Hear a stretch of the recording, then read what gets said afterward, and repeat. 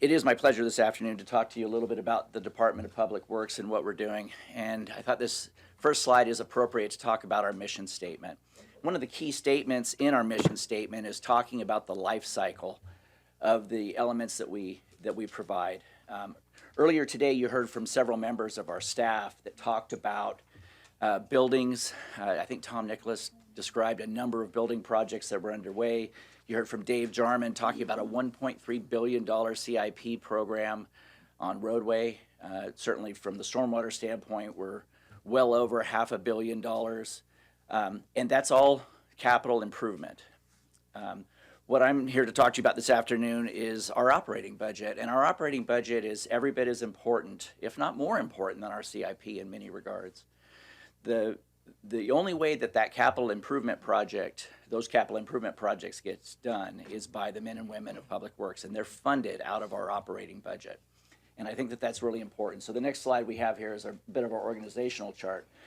But there's a lot of elements under the Department of Public Works, and a lot of elements that have nothing whatsoever to do with CIP or building anything that's new. Our roadway maintenance folks, our refuse folks, our fleet folks, operations support. There are a lot of men and women that do a lot of work in the city and in the Department of Public Works. So our organizational summary is shown here. We have 976 employees with 20 different divisions. Our total fiscal year 23 budget is a little over $211 million. There's a couple items shown on the bottom here that are non-departmental funds, and that means that they're not tracked in that $211 million. So we have a citywide vehicle replacement, which last year was about $4.3 million. This year we were given a plus up of 1.6 to make it to a total of $6 million. And then we have about $3 million in leases, and that would be building leases, that type of thing that we also have. But again, that's not tracked in our budget. Of the $211.9 million that we identified, it's broken out as follows. And about the city garage and the fuel make up about 11%.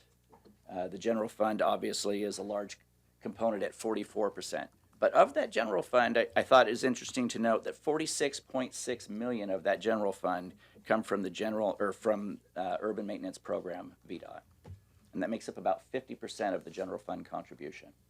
Of course, the stormwater fund is a big component for what we're doing on the stormwater side of things. And waste management fund makes up about 20%. And so now we have a little bit more detail of where that looks. And what I'd like to point out is this is a flat budget.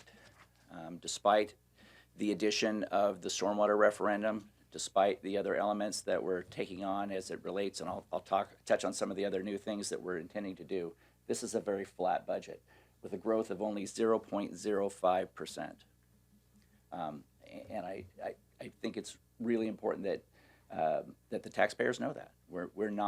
This has not been a tremendous year of growth for the Department of Public Works, despite the fact that we do have a number of new initiatives that are underway. In fact, our stormwater fund shows a loss of about $3.1 million. And it's not that we're losing money, it's not that we're going to be collecting less money. Last year we had to take some money in from fund balance, and that money is not being contributed this year.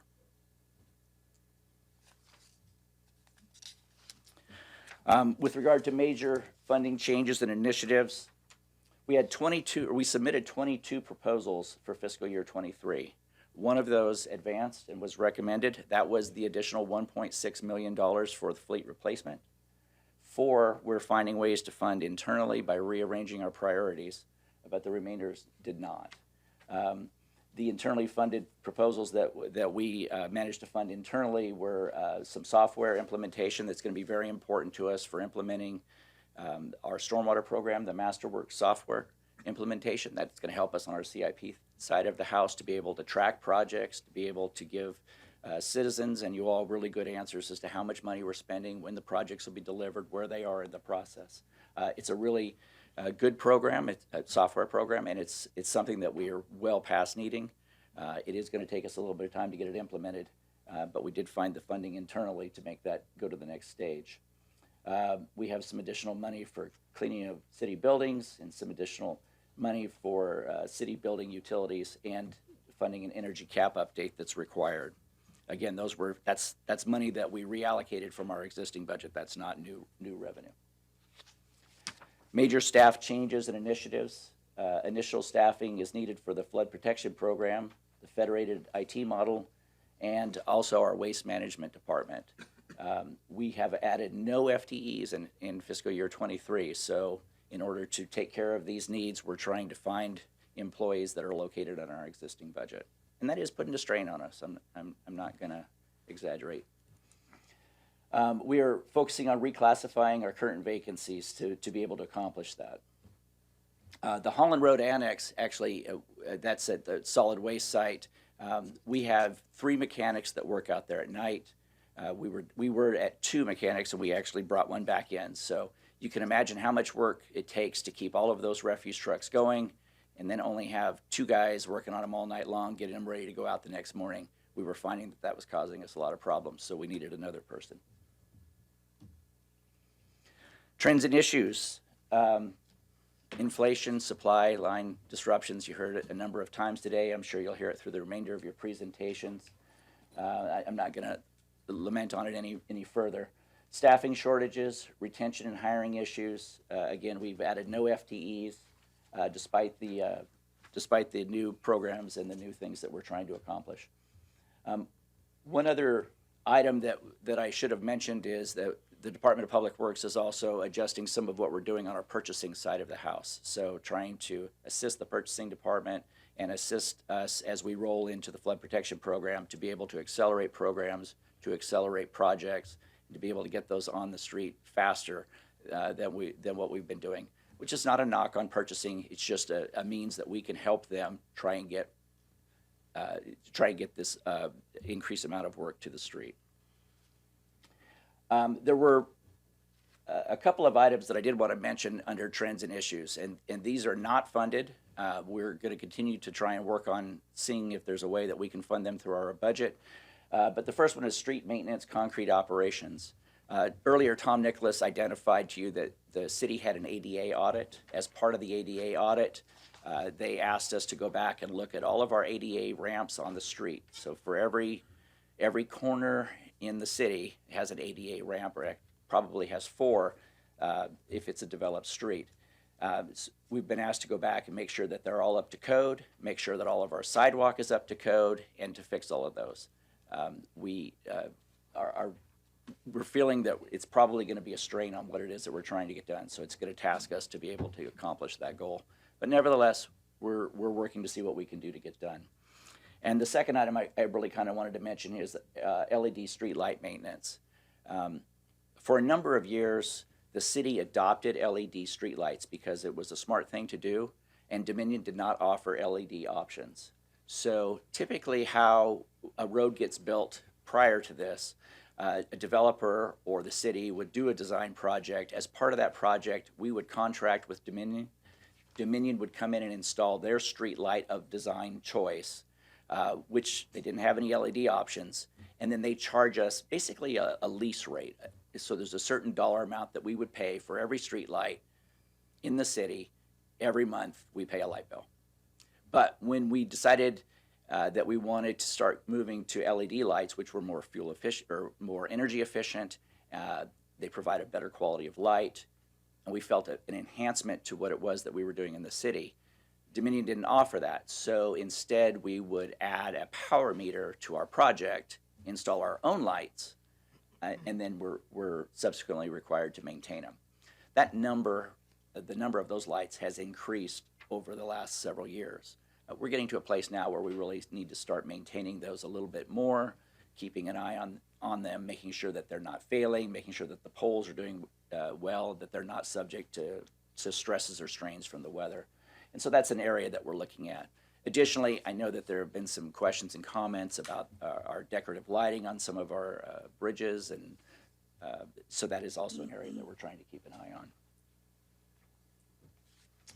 on. This slide was added at the request of budget to talk about program cycle goals. We have tracked this for a while. It's really my desire that in the next budget presentation that I do next year, that I not do this slide necessarily, but probably try and do something that illustrates what our metrics are in a better, more comprehensive format. This is really geared a lot towards our operations side of the house, and really especially towards the stormwater side of operations. But there are many more divisions in our budget that I think would be better suited to present. But we are starting to make a little bit of headway in some areas and fall behind in others. And the areas where we are making headway specifically have been bolstered through the ARPA funding, which Mark Jones talked about earlier.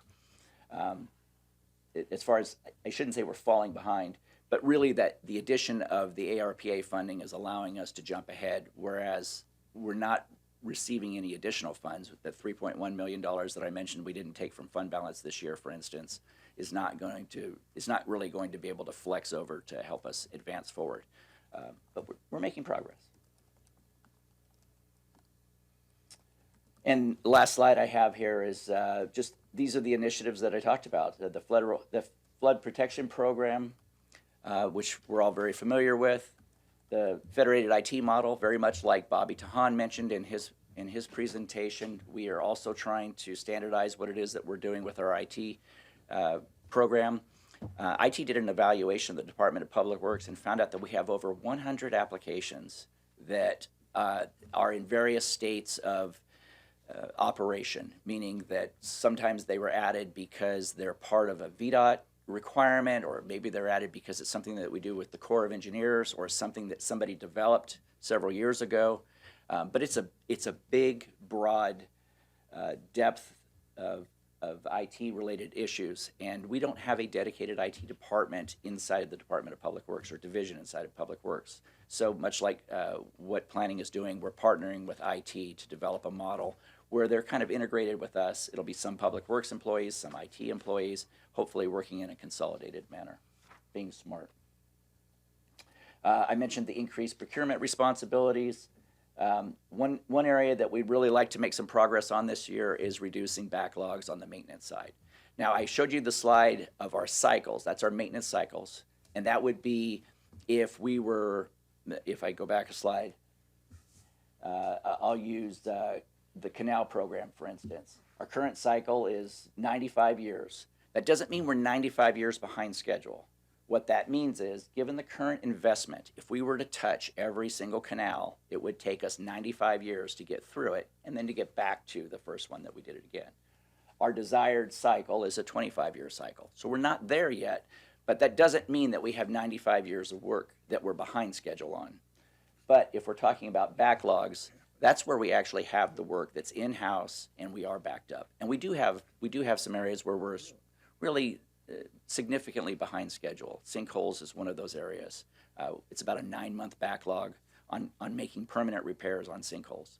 Now, crews will get out, they'll safe it up, they'll make temporary repairs, but to get a permanent repair, it's taking about 9 months. And I think that's really too long. I don't think that we should be at that distance or at that time. So that's one of the areas that we'd like to make a difference in. Flexible working arrangements. I know that you've heard from HR and from many other departments about some of the things that we can do to make the workforce more adaptable, more desirable for our employees. And flexible work arrangements is one of those, and it's something that we're working on. And we're working on that, actually making some progress in that front. And then employee incentives, and a number of those were discussed earlier when HR was here. And with that, I'll gladly take any questions you all may have. Any questions at all? You do some very important stuff. Thank you. Thank you. Appreciate it.